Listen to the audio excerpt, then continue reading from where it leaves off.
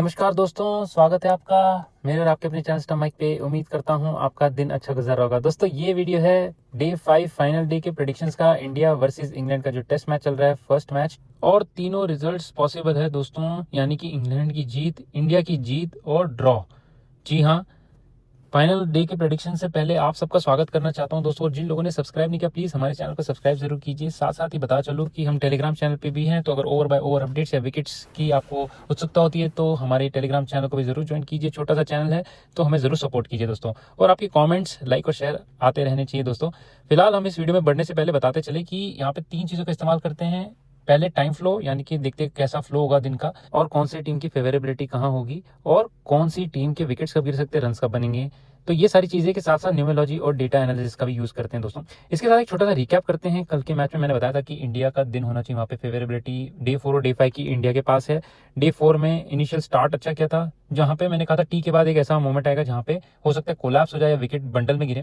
वहां पर एक्सपेक्टेशन नहीं थी कि 20-30 रन ज्यादा बनाते हैं। क्लोज टू 400 मुझे लग रहा था स्कोर होगा as per astrology time flow, लेकिन कोलैप्स काफी टेरेबल हुआ वहां पे। इंडिया टीम ने काफी बड़ा कोलैप्स किया और थोड़ा सा शॉर्ट पड़ गया।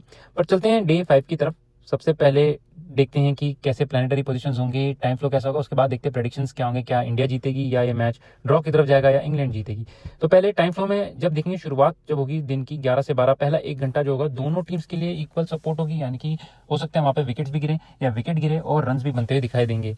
जो सेकंड फेज होगा यहाँ से 12 से 1, जो लंच से पहले का होगा, वहां पे इंग्लैंड के लिए काफी अच्छी सपोर्ट है। वहां पे इंग्लैंड अच्छा करते दिखाई देगी, रन्स काफी अच्छे बनते दिखाई देंगे और ऐसा लगेगा कि जैसे वो फर्स्ट पार्ट अपना कर चुके हैं वहां पे विक्ट्री की तरफ। वहीं पे जब लंच के बाद का सेशन होगा 1-1:30 बजे के बाद, जहाँ पे लंच होता है, उसके बाद जब सेशन शुरू होगा वहाँ पे इंडिया काफी अच्छा कमबैक कर सकती है। वो 1 घंटा सवा घंटा जो है टाइम पूरा इंडिया के फेवर में। तो यहाँ पे इंग्लैंड की विकेट्स गिर सकती है, काफी बंच ऑफ विकेट्स यहाँ पे गिर सकते हैं। इसके बाद इंग्लैंड स्टेबलाइज करेगा, यानी कि रन अच्छे बनते हुए दिखाई देंगे, वहाँ पे विकेट्स के चांसेस कम हो जाएंगे और साथ साथ ही वहाँ पे जो प्लेयर्स सेट होंगे वो बहुत बढ़िया स्ट्रोक मेकिंग भी करते हुए दिखाई देंगे। वहाँ पे अगर उनके माइलस्टोन्स होंगे, यानी कि 50 या 100, वो भी करते हुए दिखाई देंगे। साथ साथ ही अपने टारगेट की तरफ अचीव करने की कोशिश करेंगे। जो लास्ट का फेज होगा, जो बहुत इंपॉर्टेंट है, 4-4:30 के आसपास से लेके लगभग एंड ऑफ द इनिंग्स तक का जो होगा, वो दोनों टीम की तरफ इक्वल बैलेंस होगा, यानी कि वहाँ बैटिंग भी अच्छी होगी, वहाँ बॉलिंग भी अच्छी होगी और दोनों टीमें अच्छा करती दिखाई देंगी। ये ओवरऑल कल मैच का फ्लो है। अब हम सेशन बाय सेशन इसको डिवाइड करके देखते हैं कैसा फ्लो होगा। तो पहले सेशन में जैसे कि आपको बताया 350 का टारगेट चेज कर 21 पे 0 है, तो वहां पे इनिशियल जैसे मैंने बताया न्यूट्रल होगा पहला। उसका जो आधा घंटा होगा नेक्स्ट, वो थोड़ा सा इंग्लैंड की फेवर में होगा। फिर 12 से लेके 1 बजे तक का जो सेशन है वो इंडिया की तरफ होगा। वहां पे इंडिया अच्छा करते हुए दिखाई देगी, वहां पे विकेट्स भी गिर सकते हैं लंच से पहले और वहां पे रन भी बनेंगे। दोनों चीजें अच्छी होगी। पूरा जो सेशन है फर्स्ट वाला वो न्यूट्रल ही है, क्योंकि दोनों टीमों को इक्वल फेवरेबिलिटी यहाँ पे मिल रही है। तो यहाँ पे रन भी बनेंगे और विकेट्स भी लेते हुए दिखाई देगी इंडिया सेकंड फेज में। तो यहाँ पे लगभग मुझे जहां तक लग रहा है 30 ओवर में इंग्लैंड 100 के आसपास तक का स्कोर बना सकती है, डिपेंडिंग की कल यहाँ पे आज रात को जो बारिश हो रही है उसकी वजह से कोई मॉइस्चर होगा यहाँ पे पिच पे या नहीं, और सुबह बारिश होती है नहीं। तो मॉइस्चर तो थोड़ा सा होगा जहां तक मुझे लग रहा है, और साथ साथ ही इनिशियली हेल्प मिलेगी बॉलर्स को, लेकिन कॉशियसली खेलेंगे थोड़ा इंग्लैंड। फर्स्ट सेशन में मुझे जहां तक लगता है इंग्लैंड 30 ओवर में लगभग 100 के आसपास तक का बनाएगी, 100-110, अगेन डिपेंडिंग की बारिश होती है नहीं यहाँ पर विकेट्स के 1 या 2 गिर सकते हैं यहाँ पे। इसके साथ साथ अगर सेकंड सेशन की तरफ चले तो वहां पे इंग्लैंड इनिशियली अच्छा करेगी लंच के बाद तुरंत जब आते हैं तब। उसके बाद विकेट्स की पॉसिबिलिटी है काफी वहां पे, वो जैसे मैंने बताया था पहले भी कि वहां पे पूरा विकेट के लिए इंडिया का फेवरेबिलिटी है। इंडिया कमबैक करेगी। ऐसा लग रहा होगा इससे पहले कि इंग्लैंड विक्ट्री की तरफ जा रही है, विकेट ज्यादा गिर नहीं रहे, पिच में ज्यादा हरारत नहीं है, लेकिन ओवरऑल जब आप देखेंगे तो यहाँ पे सेकंड फेज में इंडिया कमबैक करता हुआ दिखाई देगा। साथ साथ ही राहुल का भी यहाँ पे प्लानिटरी पोजीशन होगी 3:10 से लेकर 3:40 तक, तो वहाँ पे बंडल में विकेट गिरने के चांसेस बहुत है इंग्लैंड के। तो ये फेज बहुत इंपॉर्टेंट है इंडिया के कमबैक के लिए। यहाँ पे ध्यान दीजिएगा 2:30 बजे से लेकर लगभग 3:30 बजे तक का जो 1 घंटे का फेज है वो इंडिया की तरफ होना चाहिए। वहां पे विकेट्स काफी गिर सकते हैं इंग्लैंड के। यहीं पे अगर रूट या स्टोक्स, ऑली पॉप बैटिंग कर रहे होंगे तो उनके विकेट्स गिर के मेजर यहाँ पे ब्रेक थ्रू मिल सकती है इंडिया को, और इंडिया कमबैक करके नेक्स्ट फेज में जाएगा, जो होगा सेशन नंबर 3, 4 से लेकर 6 बजे एंड तक का सेशन। यहाँ पे इनिशियली इंडिया अच्छा करती दिखाई देगी, यानी कि जो पहले सेशन से अब तक का आया था उसका प्लानिटरी पोजीशन थोड़ा सा मूवमेंट यहाँ होगी, तो एक्स्ट्रा विकेट भी गिर सकती है इंग्लैंड की।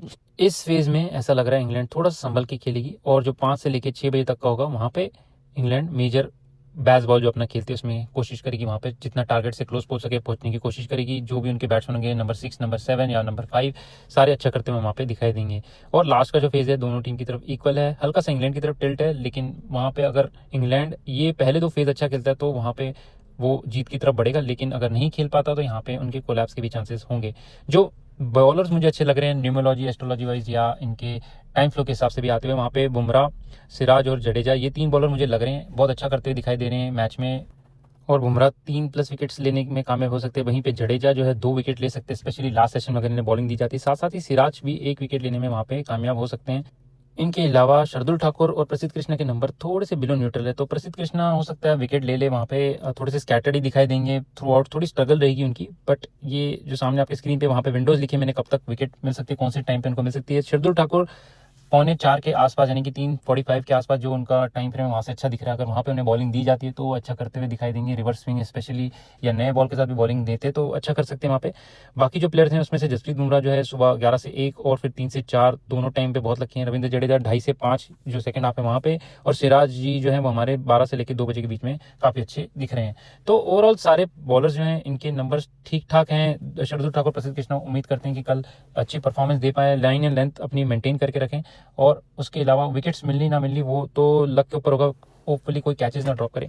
तो ये दोस्तों बॉलर्स के हिसाब से। बैट्समैन के हिसाब से जो जैक क्रॉली है 11:15 से 12:30 तक का उनका काफ़ी मेजर रिस्क वाला टाइम फ्रेम है, तो वहाँ पे विकेट गिर सकती है इनकी। सिमिलरली बेन डकेट की 2 से 3, ओली पॉप की 12:30 से 2 के बीच में। बाकी प्लेयर्स के भी मैंने नंबर लिखे, मेन जो होंगे, जो रूट होंगे यहाँ पे, और बेन स्टोक्स होंगे जो मुझे लगता है कि इंपॉर्टेंट विकेट्स हो सकते हैं, जो यहाँ पे एंकर रोल प्ले करेंगे।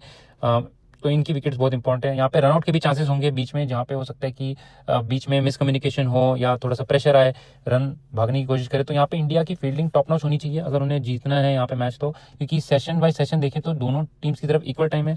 कैच ड्रॉप, मिस स्टंपिंग या रनआउट्स अगर मिस होते तो बहुत मुश्किल होगी कम बैक करने के लिए। वहाँ पे ये सारी चीज़ें तब मुमकिन है अगर यहाँ पे कोई डिले ना हो, यानी कि बारिश की वजह से डिले ना हो, या कहीं पे बारिश होती है तो उसके बाद ओवर्स मिस ना हो वगैरह, सारी चीज़ें कल देखनी होंगी। बट अगर नॉर्मल मैच चलता है विदाउट एनी ओवर लॉस वगैरह तो ये फ्लो होना चाहिए। इसके साथ जैसे मैंने बताया ये टैरो की रीडिंग है, तो यहाँ पे जो दिखा रहा है मुझे न्यूमोलॉजी एस्ट्रोलॉजी वाइज भी, और साथ में टैरो के हिसाब से भी इंडिया को लास्ट के पौने घंटे के आसपास विक्ट्री मिलनी चाहिए वहाँ पे।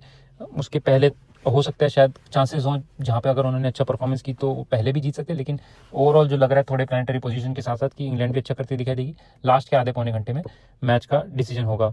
और वहीं पे ओवरऑल डिलेड कोलैप्स भी कहीं पे दिखाई दे रहा है, जैसे मैंने पहले भी बताया। तो वहाँ पे इंग्लैंड को सोच समझकर बैटिंग करनी होगी। मिसकम्युनिकेशन, स्टंपिंग और एग्रेसिव शॉट तक ठीक है, ओवर एग्रेशन थोड़ा कल भारी पड़ सकता है उन्हें।